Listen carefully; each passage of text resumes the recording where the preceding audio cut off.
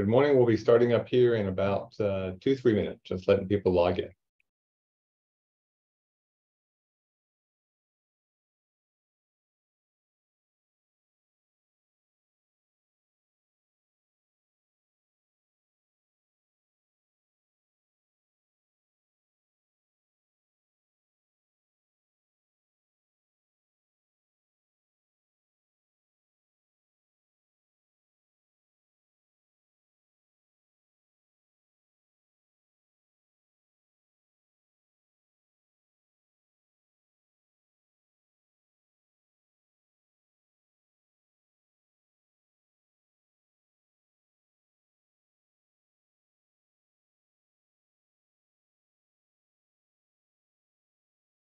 Well, 1 more minute. We'll let folks finish logging in.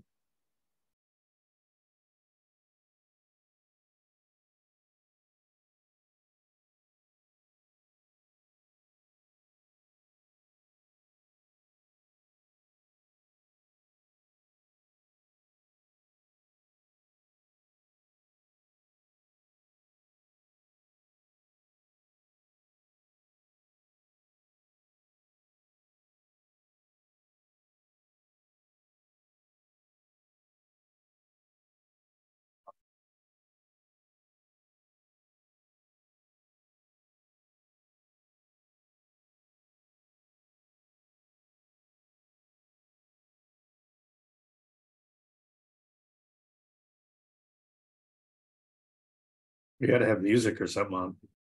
Yeah. We should add some music. Like watching paint dry. Well, you guys picked the right music. That's true. After yesterday, maybe Here Comes the Sun. That would be a good choice. Mr. Blue Sky. Tease, though. No sun here. No sun there? Okay. So good morning and welcome to our first of our summer series foundational webinars.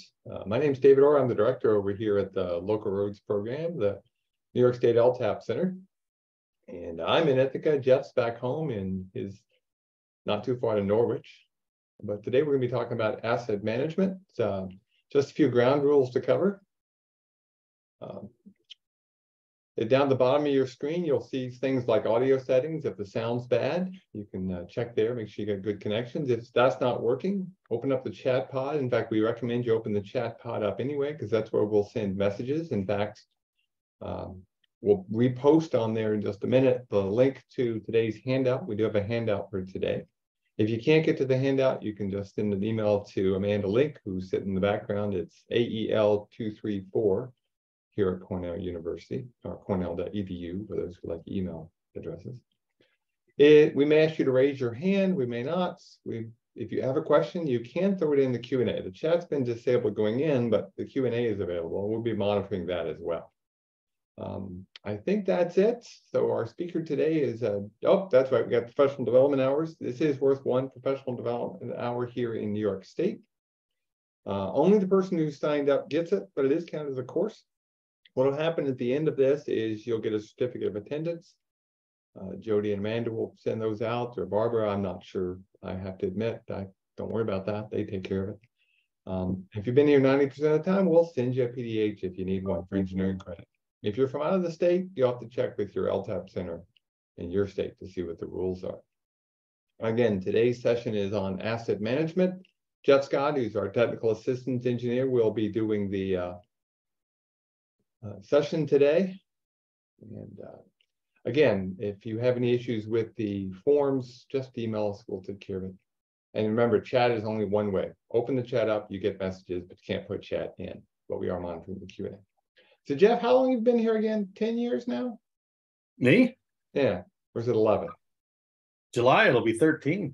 July 13th, that's, again, write these things down. So Jeff, it's all yours. We'll let you take it away, and everybody have yourself a good hour and a good day. All right. Thanks, David. As we mentioned, or was mentioned, my name's Jeff Scott. I'm with the Cornell Local Roads Program, Technical Assistance. Take a look. All right. Off to a good start. Technical Assistance Engineer. So we're going to be talking about asset management today. So I guess we'll get right down to why asset management's important. Under normal times, local municipalities, you got to do something with this. Under normal times, local municipalities own and maintain majority of the roads in New York State. And funding is always an issue. You can see in this slide, towns own 52% of the roads. Counties have 18%, cities own 11%, villages 6%, and the state actually owns, is responsible for about 13% of the entire roadways in New York State, which, you know, they're the major ones, those are important ones, but on the local scale, that comes down to the locals as far as who maintains them. It is also one of the largest sectors of government or town local governments as far as finances and costs go to. So it's important to be conscious of how they're spending money. More to the point, when it comes to funding, 89% of the funding that the locals use basically come from local taxes. You get another 1% from the federal government, 10% from the state. But those are typically larger projects. So most of the maintenance and that kind of stuff comes from local work. Now, in a time when income revenues are substantially decreased, municipalities look for ways to cut their costs. Way too often, a lot of the local municipalities look to the highway departments or the DPW departments to find funding for other things. This could be detrimental because the roads are critical particularly roads are critical for the functioning of a community, of an area. But even cutting back on other assets, guide rails, signs, culverts, all that's gonna, if you ignore those and do not maintain them or do inspections on them, in time, those expenses are going to be astronomical and they're going to be extremely difficult to maintain. So asset management, it's not a new concept. Everyone has some method of managing the maintenance of the roads. Typically, it doesn't really replace the practices of an agency. The idea is that you get better information, so essentially you're improving them. Essentially, asset management is a maintenance program that provides a systematic, consistent approach to evaluate present conditions of each asset. Determines the proper type of maintenance to fix the distresses and prevent the accelerated degradation from occurring. And that's critical. Typically, there needs to be some prioritization method necessary for selecting repairs within that network. Again, that's going to help you make decisions. If you can prioritize what's important, what's not, you can really start focusing on the critical assets that are out there. As I mentioned, we all use some sort of means of asset management. A lot of times it could be just last year's budget, without even looking at anything. You just make the assumption that, well, we spent X amount last year, we're going to spend X amount this year. Maybe you might get some incremental increases, more likely decreases, but we need to learn how to really look at our roads a little bit more critically. The squeaky wheel, that's where budgets are developed by responding to emergency demands or citizen complaints. Standard program, where you establish a program based on periodic maintenance, such as a seal coat every 5 years or an overlay every 10 years. Worst first is also another thing. It's like putting out fires. That's where you're putting all your money into the worst one. And when the time comes for other ones, you've run out of money. So you're basically letting everything else defer and work its way into failure. Again, without protecting it and stabilizing it. You get the political pressure. Not unusual to have politicians before the election time come up and say, we need something done in our area. Can you pave these roads? We need something done. Make it look like I've made something happen. And then there's also gut feel. Gut feel is more than likely the most, how would you call it? Probably the most intuitive, I guess you might call it. Typically, in many of the situations I've encountered, the gut feel is actually what needs to be done. The highway superintendents, good majority of them really know what they're doing, have a good feel of what they're doing, understand the roads, and can actually apply the proper methods to protect their roads. But again, without having any kind of documentation, any kind of objective assessments on these roads or any kind of asset that you might have, it makes it difficult to really try to justify what you're doing. And most of these, if they're not all of them, are really not spending the money the funding that is available in the best possible way. So some questions you could ask is, where should that maintenance, where should it be focused? In a tight fiscal environment, some questions need to be asked. If you don't have the money, you really need to focus on what is going to get the best bang for the buck. Where should that maintenance be focused? If there's funding changes, if you get more money or they reduce money, a lot of municipalities are now relying on CHIPS funding for their roads. That's really not a good way to go because that funding could change drastically from year to year. No, it's basically the funding you get from the state. Be prepared that you should have some sort of funding that you're putting in on a local scale as well. Be able to override some of those impacts and changes that you might encounter. Again, what's the most cost-effective maintenance? Is doing oil changes every 5,000 miles better than every 10 or every 20,000 miles? What's the most cost-effective maintenance? Understanding what you have, understanding what's required.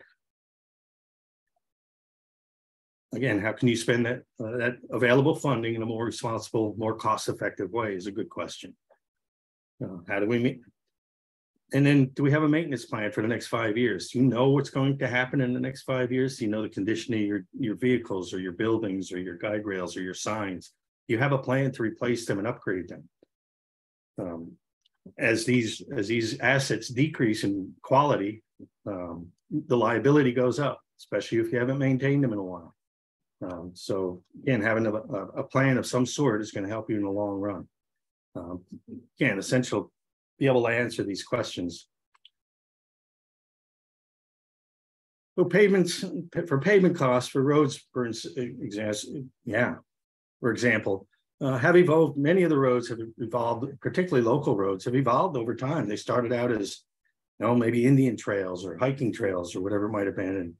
And they brought wagons and horses on them. They got a little wider. Then they were a good route to go from point to point. So they became wagon trails to where they could haul goods back and forth or travel hauling people back and forth. And just over time, those roads maintained where they were eventually you're just starting to add, you cut the dust down and try to stabilize it, you add a little oil, whatever might have been done in the older days. And then now they've started to chip seal them, and now you come back with a little bit of asphalt over it. And those roads have never really been designed, so it's tough for them to tough to expect what you're going to get out of them over that period of time. Often if maintenance is deferred, it's allowing those problems to increase in severity to a point where you're just going to have to reconstruct them all. Again, you wouldn't, if you had a leak in your roof on your house, you wouldn't wait till the ceiling fell through. You would fix it before that because the costs are going to be astronomical. And the same thing with roads, the same thing with buildings, same thing with everything we've got. Again, a little bit of maintenance, a little bit of planning is going to go a long way. And that's the concept behind an asset management plan.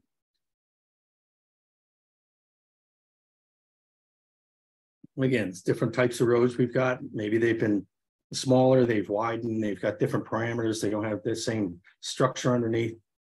But again, having a plan, understanding what you're doing is going to help a lot of your assets survive substantially longer.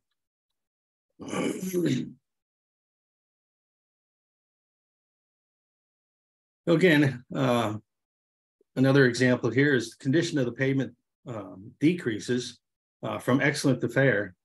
The deterioration is pretty slow. Typically in an excellent to fair, very good to fair condition, your roads are pretty well sealed. They've got a good structure. They're pretty solid. Once you reach that certain point between fair and good, your cracks start to open up, the stresses start to appear. And that's when the problems really start to amplify themselves. So you see the next 17% of the time, those roads are going to fail because now your base is getting soft, the trucks are doing damage. It just kind of compounds itself over that shorter period of time. One thing to note too is that if you can continue the maintenance, doing whatever the rehabilitation or the repair costs or the maintenance costs may be, it's going to cost you $1 to, I don't know, maybe reflash your chimney or crack seal your roads. It's going to be a lot cheaper to do that than it is going to wait till the whole thing fails through. In a house, maybe you've got to replace electrical, maybe you've got to replace insulation and walls and ceiling. And again, that's going to cost substantially more. And the same with the road. Once that moisture gets into that base, the base gets soft, the vehicles keep that pavement moving. Next thing you know, your cracks are amplifying, you get potholes, you get a dangerous situation. Again, it's again, doing that maintenance is really, really important as far as doing that. And then having a plan and understanding that plan and being able to budget for that is a critical part of that whole planning process. Here's an example here. We've got a section of pavement that was built 12 years ago. It needs a surface treatment today. If we defer it in 4 years to a rehabilitation, or we wait too long, you can see the differences. If we do that surface treatment, maybe a slurry seal or whatever it might be, going to cost us $20,000, which it's something, but relative to everything else, it's much less. If you decide that you can't do it that year, you put it off for 4 years. All of a sudden now you've got to do either a thick overlay or some sort of repairs before you can overlay that. So your prices are going up. If you wait too long, it could cost you over $150,000 or more, again, depending on what you have to do, what the process is included as far as doing a rehabilitation or reconstruction. So because of that, we need to really focus a little bit better on our maintenance, understanding what our assets are, understanding what the attributes are there, what the conditions are, how important they are to each aspect of what's going on. And try to maintain them at a cheaper cost than to wait until they completely fail or fall apart. Or if you decide you're not going to change the oil in your vehicle and wait till 100,000 miles, you wonder why I quit. Probably before that, if you don't change your oil, but then you've got an engine to replace. Again, if you can just do the cheaper maintenance techniques, it's going to be a whole lot more successful. And then that's kind of what we're are shooting for in this whole program. That's the old pay me now or pay me later. The asset maintenance, in this case, is being penny wise and pound foolish. Doesn't make sense to save pennies now to put off needed maintenance if those are deferred repairs. They're going to cost you dollars later. A comparison is deferred maintenance is like debt with very high interest rates. The debt will have to be paid sometime in the future. And the longer you wait, the more it's going to cost you. Here's another animation we've got here. The basic concept of it. Again, this is kind of goes with everything, but again, we use it with pavement. So you set a baseline. That's where you'd like to keep your roads, keep them in good shape. So you set yourself a baseline, your level of service. Again, understanding reconstructions are going to be highly expensive. You don't want to do that if you can avoid it. You can let it go, let it fail, and then you've got to rebuild it, bring it back up to the condition it was. Or you can do preventive maintenance. Each one's a dollar unit versus that $10+ unit for reconstruction. So in the long term, it's cheaper to maintain these roads and keep them in good shape. Again, having a plan is going to be critical for all of this. In a simple process, when it comes to actually implementing an asset management plan, again, if you're just starting out, it's important to keep it basic. You want it to be easy to learn, easy to use, but still provide the necessary information to make investment decisions. Again, it needs to be easy to learn and apply because most decision makers don't have the formal training. They don't have the time to sit down and do a whole complex computer program to try to figure out what's happening, where it's going, what you're going to do. So the idea, you're starting out, just keep it simple process. Use a systematic approach and provide an organized method to assure that all the contributing factors are taken into account. It needs to be practical. Taking care of the road and street systems and ongoing real life activity and management process must be both workable and realistic. And again, that goes for all assets. it needs to be understandable and accepted by the local board, because there are no free lunches. The total commitment to the program is vital to make it work. If you can get them to understand what you're doing and where you're going and why you're doing it on any of your assets, usually you're going to have greater success. Again, there's a number of package systems that are out there. A lot of them are complex, though. They require a lot of computer software programs, understanding of that software programs, and practice to make sure that they use, that they continue. It's like AutoCAD. Anybody who's used AutoCAD and stepped away for 5 years, you come back and you realize that this is different. So it's, again, sometimes computer programs can be difficult. But the concept of managing an asset is pretty simple. And you really don't want to try to get it to overwhelm you. Again, you got to keep it moving and keep it simple. Again, just developing a plan and sticking to it. And some of the benefits that are out there, again, as we mentioned, efficient use of limited resources. Again, having a better understanding of what you have is going to help you allocate funds a little bit more appropriately.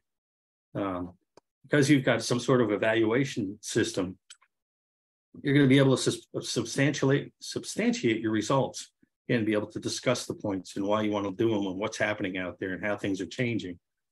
Again, you want to determine your conditions, again, with anything that you want to, anything that you're responsible for.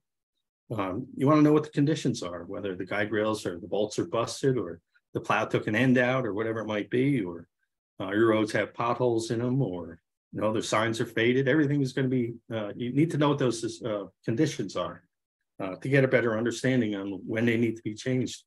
There are legal requirements in some cases, but certainly responsibility of maintaining a lot of these things. Again, you're responsible to the public as far as public works go.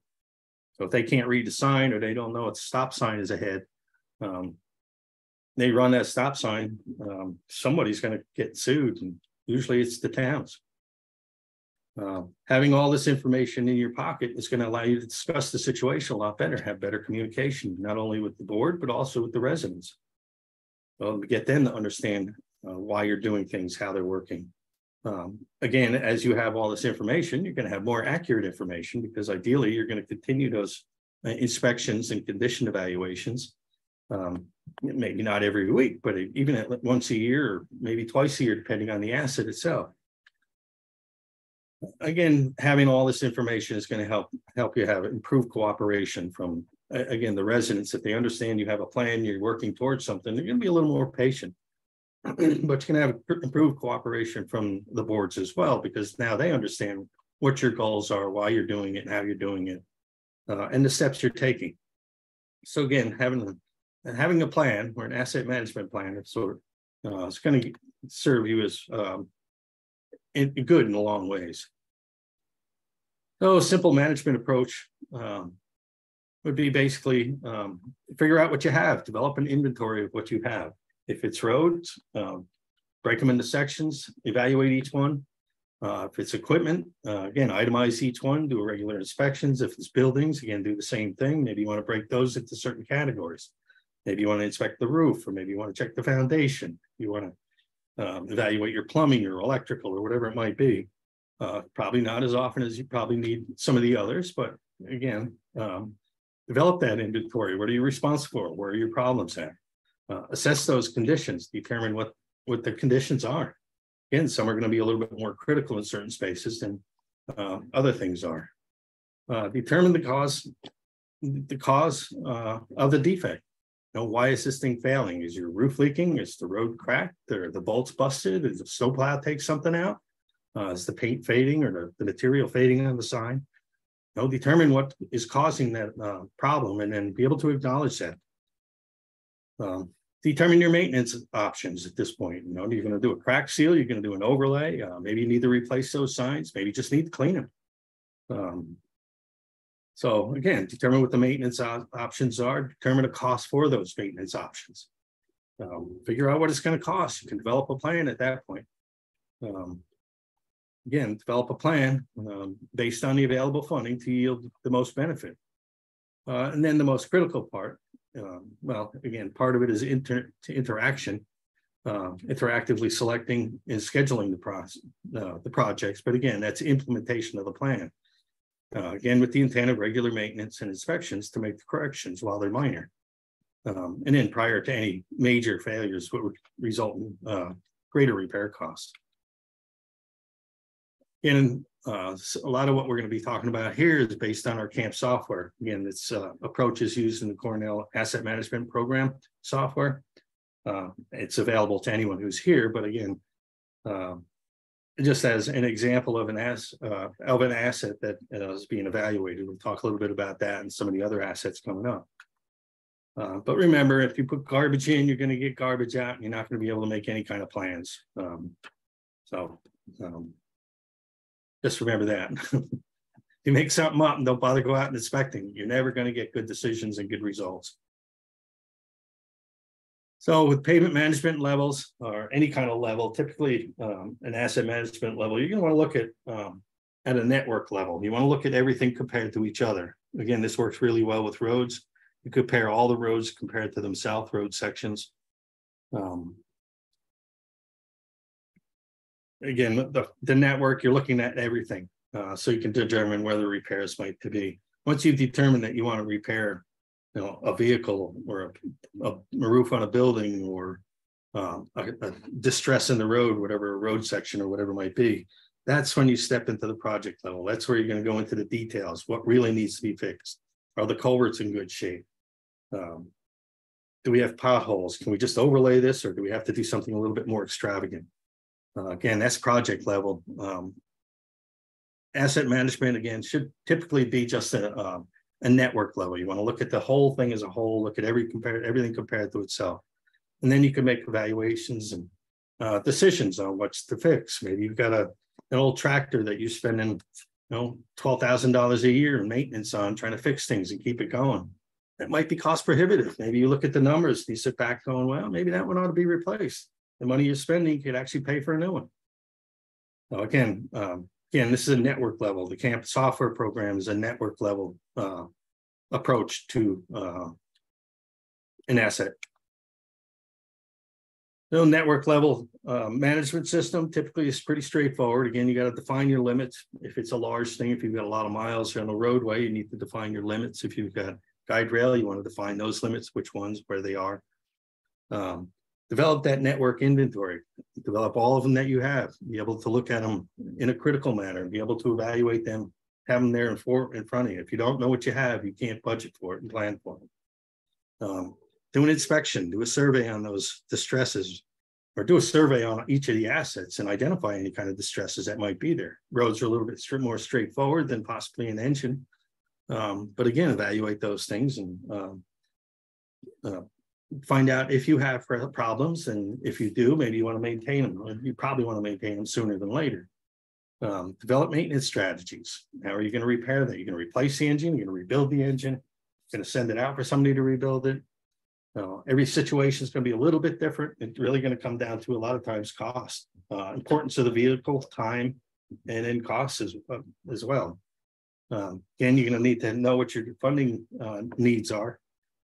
From knowing and identifying what you have and where your needs are, you can decide how much you really need to get ahead or catch up or fall behind. Again, interactively selecting and analyzing each of the projects.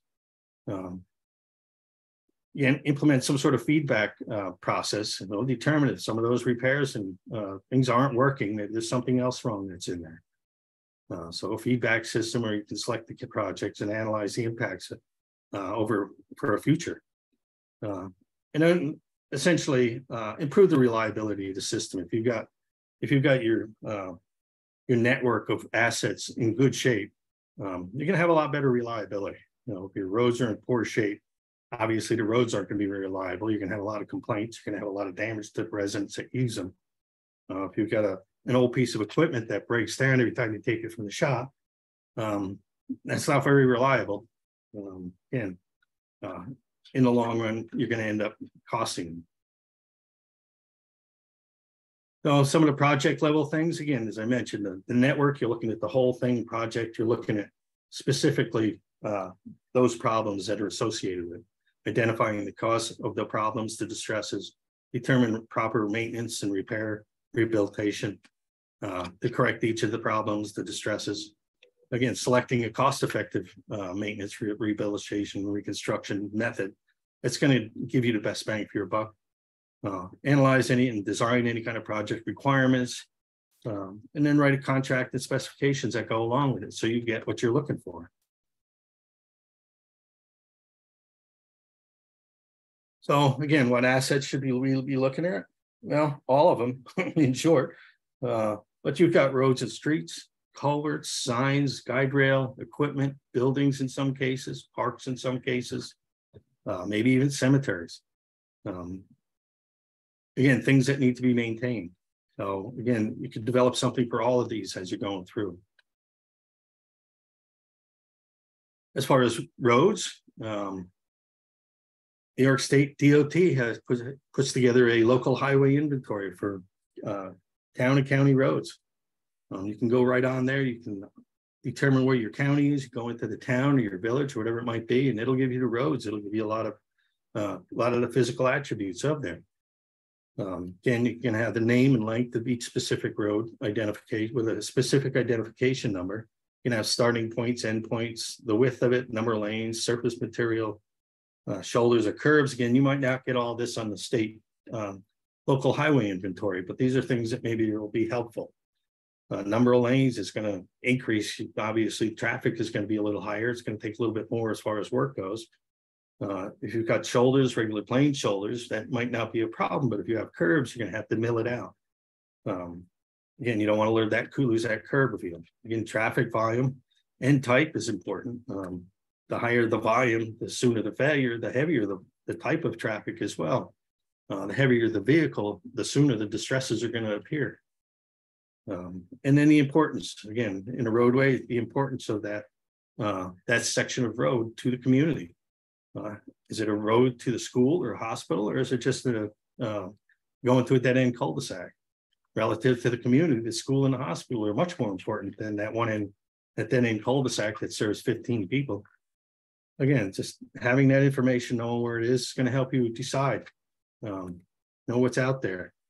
This is what a readout, which you'll actually get from that local highway inventory. This is just a section of it, town of Caroline and Tompkins County here. Make it a little bigger. You can see you got a DOT route here, road name, start of the section, end of the section. Begin mile points, number of lanes, pavement type, pavement width, shoulder type, median if you have one. In this case, none of them usually in local roads. Functional class. Again, there's a lot of information that's on there that can be accessed just by using the internet. So if you're looking to inventory your roads, this might be a good place to start. And all this information should already be gathered and organized within an agency, but in having that's going to be a little bit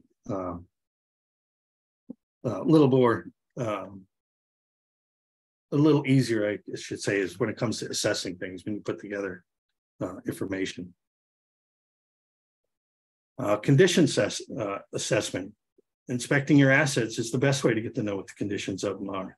Once you know where a specific asset stands with regard to its condition, you can make a determination on what it needs, if any, and prioritize that maintenance according to the importance and need.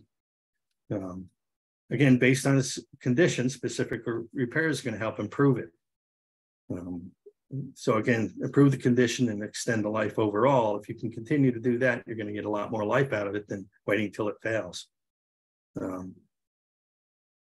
Ideally, if you can maintain these items and keep them in good condition, the potential surprises are substantially reduced. Affordable fixes, you can use affordable fixes to make the repairs to bring them up into better shape. And then indirectly, you can continue to extend the life of those assets just by doing the basic repairs and basic maintenance that needs to be done.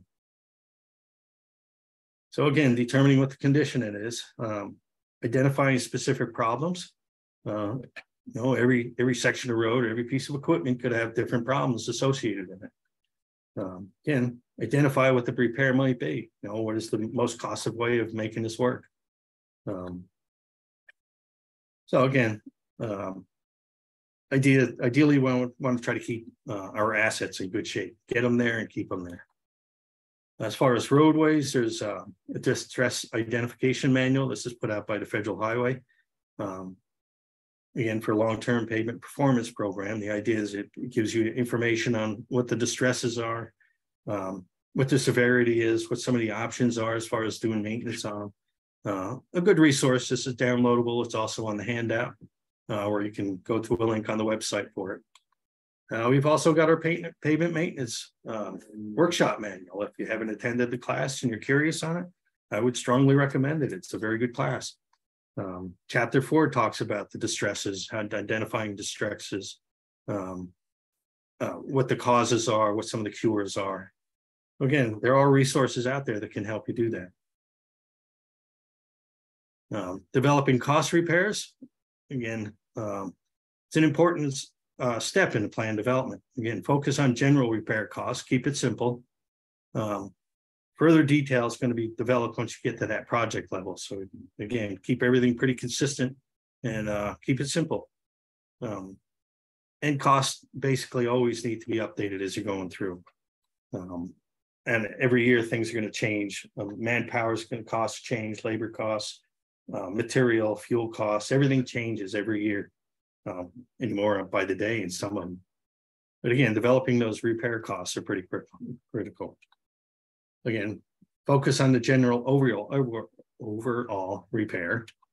Again, keep it simple. Update it annually.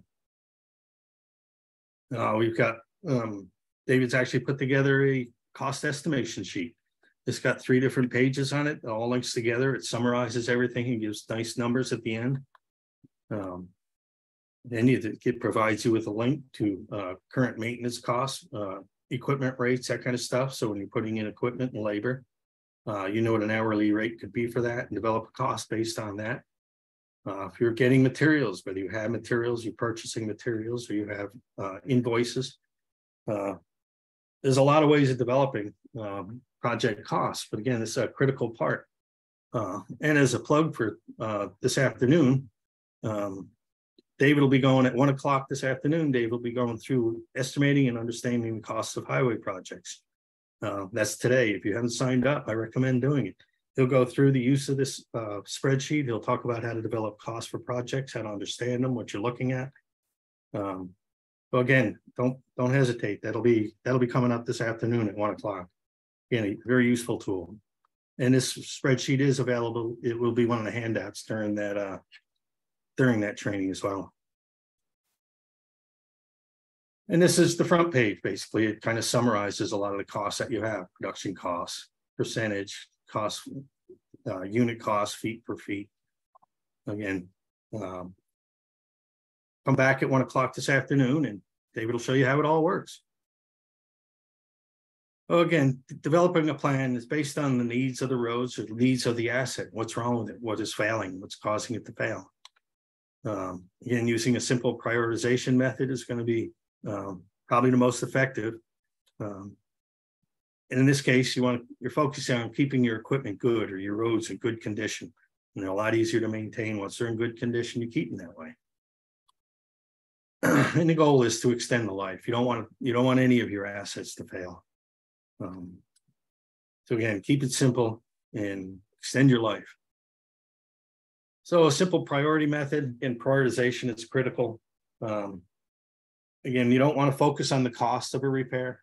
You want to focus on the needs of that asset, what that asset needs. If it's going to fail next year or in 3 years, like we were talking earlier, you don't want to have to spend a fortune on it in 3 years. Base it on what the need is. If it's a piece of equipment, how critical it, how important is that to the community? How important is that to your functions as a group? So again, the asset itself should actually tell you where it is, its importance relative to the overall needs of the community and the department. So again, putting costs, you can easily get deterred by the cost of a new vehicle. But if you really need one, you need to plan for that. Again, a simple prioritization doesn't take into account what is going to be done, what's going to happen in the future. They do have software out there that'll give you predictive lives, but it's very extensive, very knowledge based. You need to know exactly what your roads are, what the base material is, how it's been built, how it's constructed. And most, particularly the CAMP program, does not include future deterioration. It's just much too complex for most people's needs. And you want to try to keep it simple, easy to modify. Again, there's going to be areas where you're going to want to tweak some certain things. So it's, again, easy to modify. When it comes to our roads and street aspect of our CAMP software, this is essentially what the priority equation is. Each of the Ks are where you can modify each of them. You can weight them a little bit more. But again, the repair strategy, whether it's corrective maintenance, routine maintenance, preventive maintenance, those repair strategies are going to have a higher ranking because you want to, again, keep your asset in good shape. And then you have other things as far as the road. You can have the importance, how important that is to the community. Again, if you've got a cul-de-sac, you don't want to focus on that if you don't have to. Your traffic, again, the traffic volume is going to be critical. If you got a lot of traffic on that road, it's going to help determine what that repair might need to be. If you got a lot of heavy trucks, it's going to be a little bit more important as far as being able to carry the load. The condition of the road is going to tell you a little bit. That's within the software. We develop a PCI, a pavement condition index, which is basically a deductive method. But that gives a number for the condition, and that's added in here as well. The drainage of the roadway surface itself. Does the road water get off of the road? Does it get into the ditches, over the shoulders, into the ditches? That evaluation is going to be taken into effect. And then the roughness. Roughness is kind of a catch-all that picks up everything that you didn't really spend. You didn't get corrugations or whatever it might be, but you're going to pick it up in the roughness. So again, just some sort of prioritization in this case. We're using a bunch of different factors, but the strategy is really going to rule that. And the strategy, again, as I mentioned, is going to be the preventive, routine, or corrective maintenance necessary to keep that asset in good shape.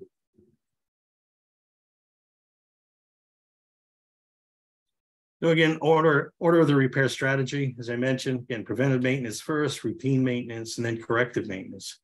Once you've passed beyond that, now it's starting to get a little bit, it's either in good shape or it's in really bad shape. So you may want to defer to any kind of work. If it's really poor, you don't want to spend every dime you have on a road that's not that important or is in such bad shape that in 2 years you're going to have to do it again. That's at the point where you're going to need some sort of rehabilitation or some sort of reconstruction. And where these fall on that little that deterioration curve essentially is, up top you've got your routine maintenance. Against things you might want to just basically cut and brush back or cutting shoulders or things like that.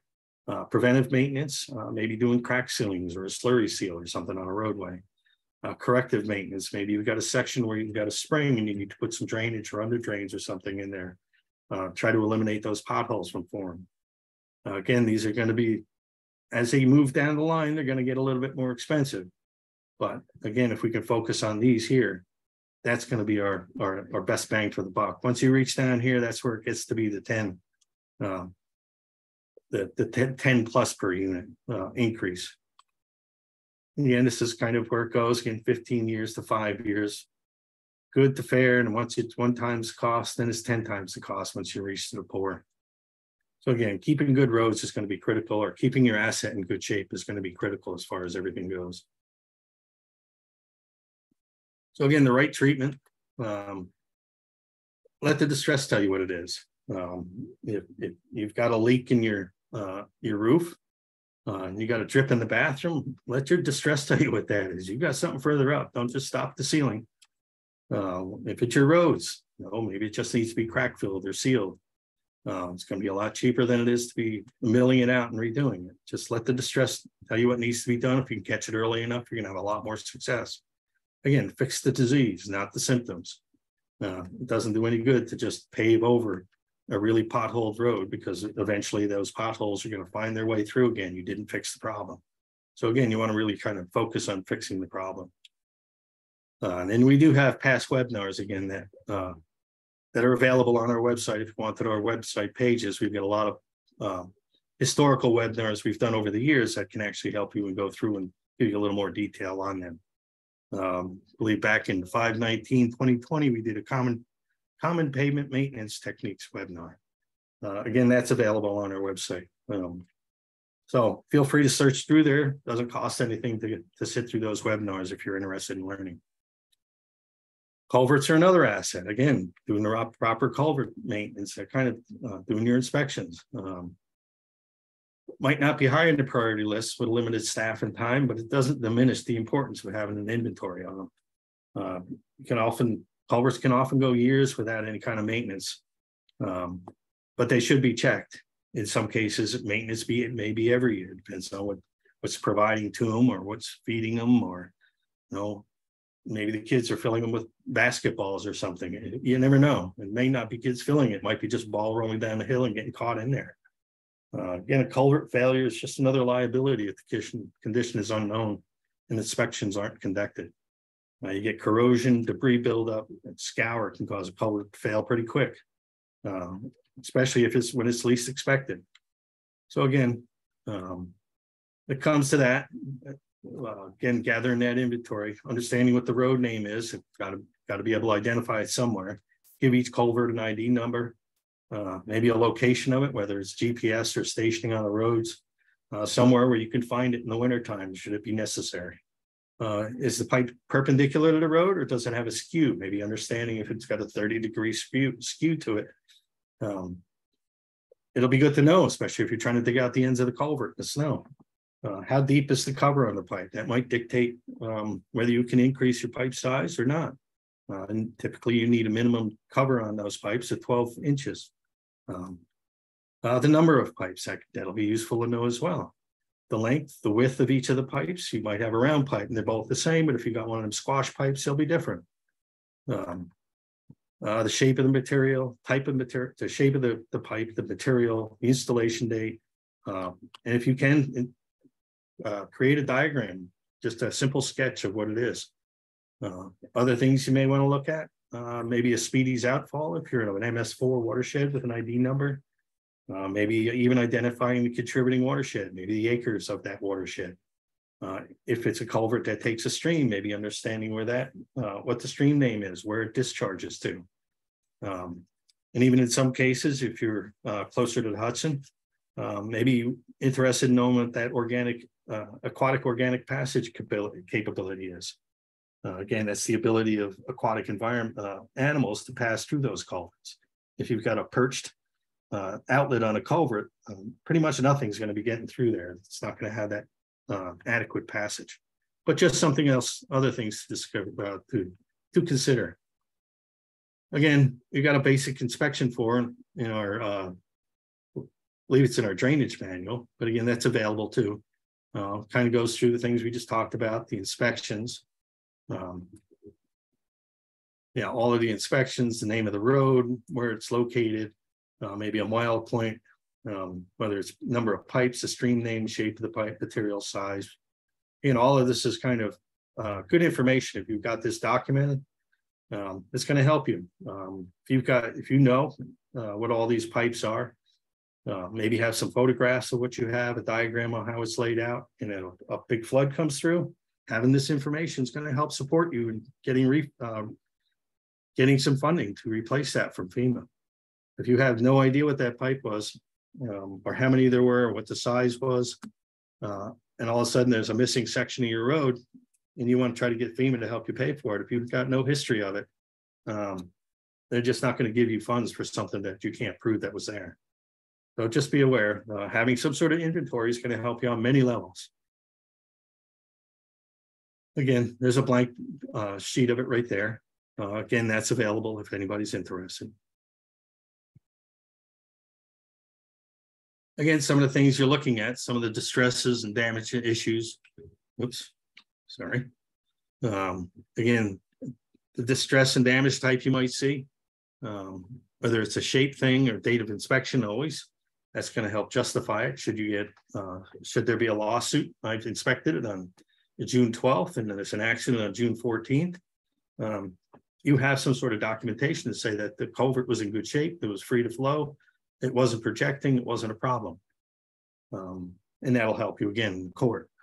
But again, any kind of shape changes in it, it's going to indicate distress. Scour conditions could potentially result in some sort of washout. Condition of the pipe itself, is it rusting? Is it corroded? That could give you an indication of the life. Maybe the embankments are starting to slough down or erode away. That'll be good to know. If it's heading toward your road, that'll be a good thing to have. Be able to put on your list and say, we got to take care of this in some capacity. Ends, what do the ends look like? They look like this one. Maybe a car hit it. Maybe it got crushed when it was being cleaned. Again, knowing what those ends are is going to be critical. It's going to completely impact the performance of that culvert and lead to other problems. Joints, you got separating joints inside that culvert. Maybe get a peek in there, see what it looks like. If they're separating, you're going to have a loss of aggregate around your pipe. It's going to create a hole in the roadway, and it's going to take away the support around the pipe, and you're going to have the pipe to start to collapse. So again, understanding what the joints are and debris. Again, if you've got a lot of sediment and brush and stuff clogging your pipes, it's going to adversely affect its performance. So regular inspections as well. Again, we've developed this. Again, culverts are also part of our CAMP software. But again, as we've developed a priority equation as well. Again, repair strategy, again, try to keep them in good shape. You've got your importance. Again, these are directly related to the road that they're on.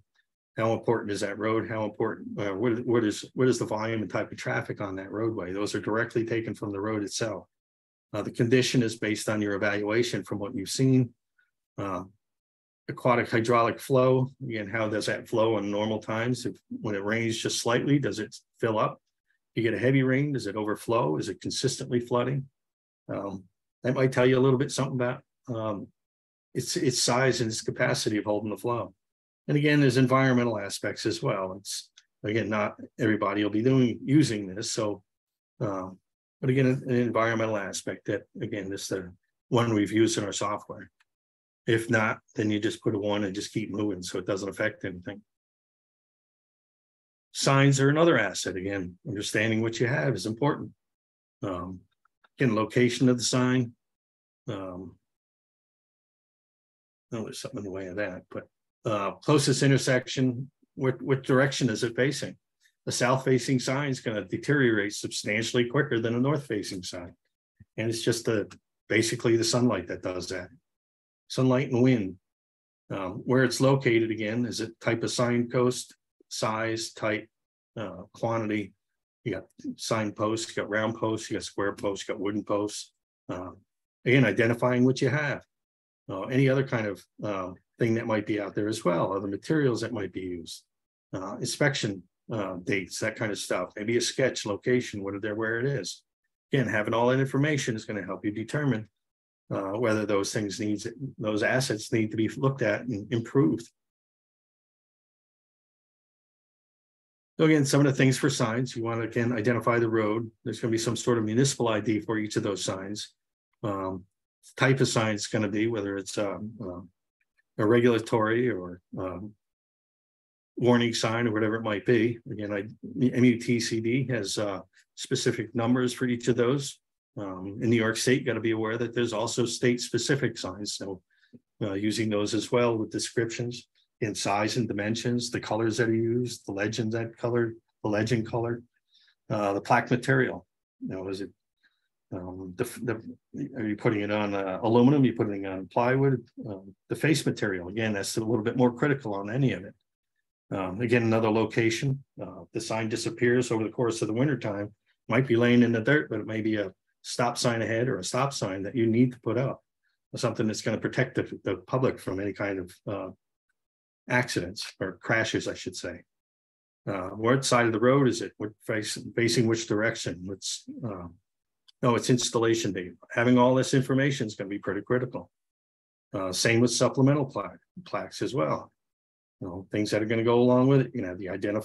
Several types of identification. Again, the municipal one that's going to be specific for the municipality, and then the MUTCD call out identification, the sizes, dimensions, legend size, colors, installation date, plaque material, sign face material. All these things are critical. in helping you know what you have and how long they may last. Sign support posts as well. Again, that support ID could go hand in hand with the sign ID. Number of posts. You have 1 post, 2 posts. What type of post is it?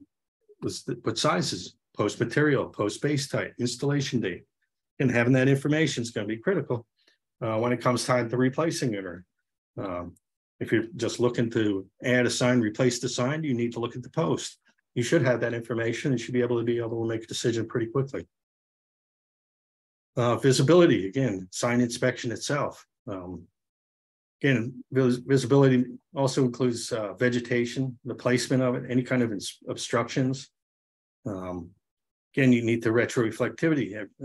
It's a requirement anymore to understand what the retroreflectivity of your signs are and be able to document it. That includes the background and the legend, the letters. Signpost condition, is it rusted at the bottom? The support post. Sign condition could be anything from, is it bent? Is the face damaged? Is it missing? Is it faded? Is it dirty? Is it full of bullet holes? Could be anything. The support post as well. Is it twisted? Did it get spun by a snowplow? Or is it bent? Did it get hit by a car? Is it leaning because the ground's given out? Maybe it's just down. It's not even there. So again, doing an inspection on these things is going to be critical. Again, you lose a sign that people are used to or are unfamiliar with the area, that increases the liability for an agency. So with the retroreflectivity, if you aren't familiar with this, you should get into the MEGCD and take a look at it. We've got a lot of stuff on our website as well that addresses this. But again, assessment methods, there's a calibration sign procedure, comparison sign procedure, consistent parameters procedure, measured sign retroreflectivities. These are all methods, accepted methods by the MEGC.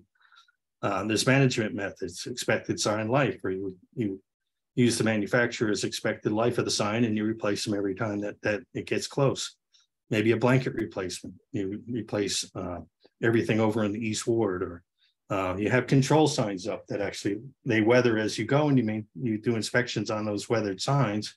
When they start to fade, you replace all the signs that are essentially in that direction.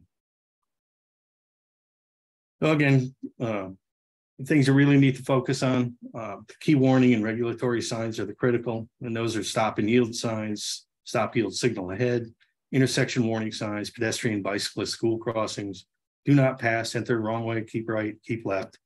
Again, there's a lot of them that are out there. Those are key ones. Those are ones that should be up all the time. So just be aware. Again, after that's done, then some of the other important side that's again ranking on importance. Those first ones, these were the important ones. These are the next ones, the other ones. Again, other warning signs, other regulatory signs, guide signs, that kind of stuff. Again, they should be fixed and upgraded and replaced, but again, they're not as critical as a stop sign. Guide rail as well. Again, identifying the road, the municipal ID for each of those rails, type of rail you have, again, locating them, the length of it, the side of the road, what type of rail ends you have, installation date. Again, some of the inspection things you're looking at are rail conditions, post conditions, the rail ends, how's it tied down, the vegetation, is the vegetation in front, vegetation behind, the height above the pavement. A lot of times the pavements will get layered and layered and layered, and those guide rails become lower and lower and lower. They become less effective. They become more of a launching point than some sort of means of minimizing access into the whatever they're protecting from, I should say. Again, doing that inspection is going to tell you a little bit more information on what you're dealing with. Again, the writ may look good from one side, but without a physical inspection, you're not actually going to know what some of these issues are. Equipment, again, knowing what your equipment is, the type, purchase date, replacement cost, life expectancy, repair history, all that is critical as far as getting to know what your equipment is. Again, having all this information is going to help you get organized, but again, setting up that maintenance procedure, maintenance schedule, maybe daily inspections or monthly inspections as well. Is right here. Again, you've got your inventory at this point. Kind of goes across. Again, these are sheets that are available from us. And this is kind of how it's set up, gives you an example of where they all are. Again, identifying what the vehicle you have and the number of them you have, replacement cost, years you expect the life out of them, cost per year, what it's going to actually cost you to replace them, and kind of budgeting what you're going to need as far as maintenance and or planning ahead as far as your equipment replacement. Again, this goes for machinery, tools, and equipment as well. And all these are available from Cornell Local Roads. In annual vehicle inspections, driver daily inspections, in annual inspection forms, maybe just going through and checking each of them, getting a good idea. It's the brake system, coupling devices, exhaust systems, fuel, lighting, safe loading, steering, suspension, windshield wipers, windshield glazing, wheels, rims, tires, frame, annual inspections. Maybe a daily driver inspection report. Every time you go out, you just make sure there's no issues with each of these. Who signs it, put a date to it. Now you've got a record of what that vehicle is and the condition it was, any issues or any problems you might have come across. Regular inspections are a good practice. Again, same thing with equipment as well, whether it's a vehicle or not, checking the engine level, hydraulic, the fluids, tires, springs, steering, lights, emergency equipment, whether you got a fire extinguisher, fuses, bulbs, triangles, seat belts. Again, just having that equipment inspection as well. It's going to be one of those, it's going to be another part of that asset management plan.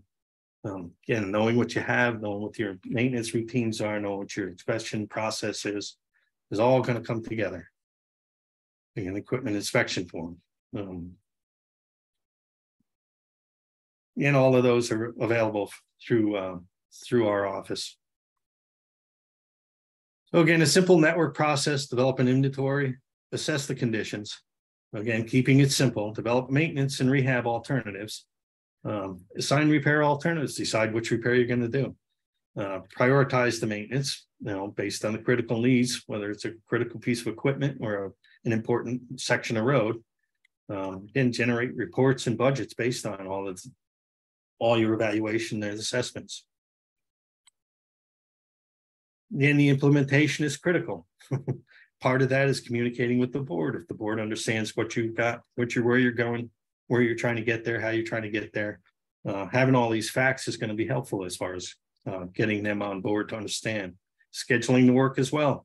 That's the most critical part. You could have the best plan in the world, but if you don't follow anything or do anything, it's not gonna help you. Again, you need to be updated as we go along. But again, the focus is to benefits, again, efficient use of those limited resources. Substantiate your results, again, have that documentation that identifies issues and problems. Determine conditions, again, that's part of that, substantiating your results. Provides better communication because now you know what you have, you know what the conditions are, you know what you need. You can make plans on that. You have more accurate information on each of those assets because you've done regular inspections. And because of all this, you have an improved cooperation. So we'll move on to, we're pretty much over my time right now. So we'll move to the next slide here. Jody, if you're ready, we can do our next question here. Question, yeah, it's question 1 here, but it would probably be question 4 for you. It's launched. All righty. Network level pavement management systems focus on details of a specific project to develop a final plan.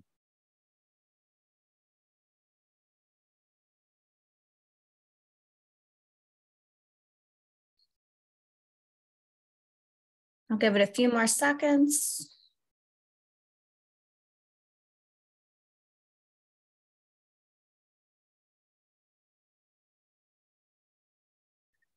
All right, let's see.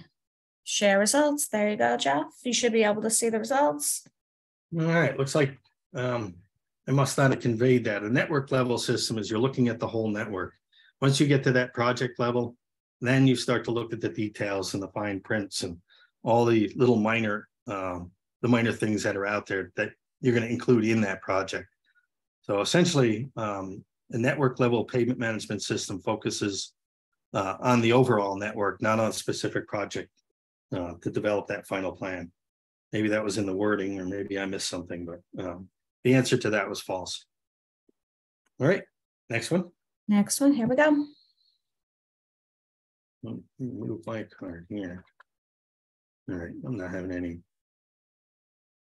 All right, a simple asset management process does not include, and this is just a single choice, easy to learn method, a systematic, good and organized approach, again, does not include a practical method, be understandable and accepted, or predict future conditions.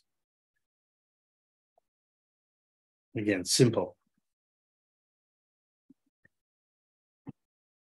Few more seconds.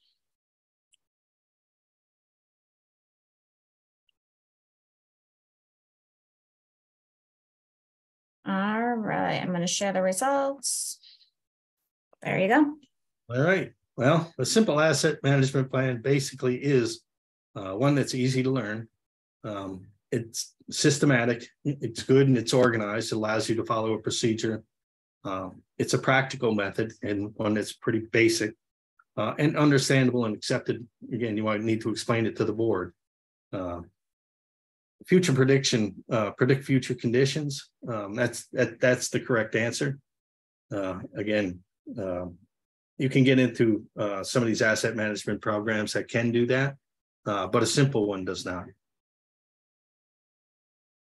All right, let's see if I can. All right, E.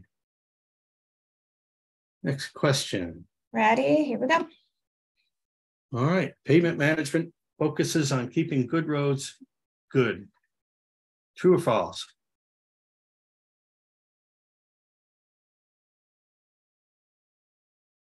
Few more seconds. All right, here we go. I'm sharing the results. All righty, we got 100% on that one. Good. Okay. All right, next one, I guess.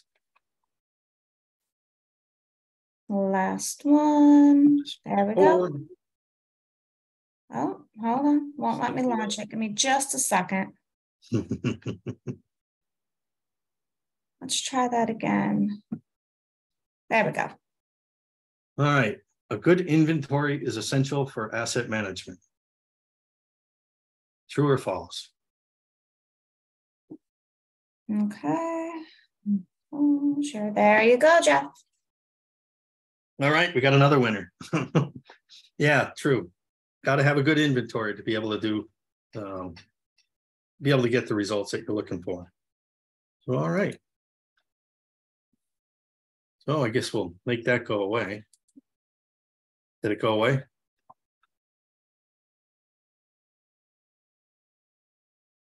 One's true. Again, there are other, if you're interested in more information on asset management, AASHTO's put out a lot of information that's pretty good. Again, this link is also provided on the handout. But again, focus on transportation asset management, the benefits, strategy and planning, organization and people, asset performance, resource allocation, monitoring and adjustments. Again, this is on a larger scale. Local agencies just need something simple, but this gives you a good idea what else is out there. If you're interested in anything or interested in our camp program that's out there, let us know. It's available. And we've got culverts and roads and streets on it at this point. Ideally, we'll have additional ones in the future. And that'll do it for me. Were there any questions that anybody had or came up?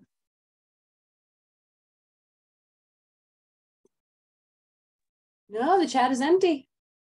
All right, and I guess we're good for the day.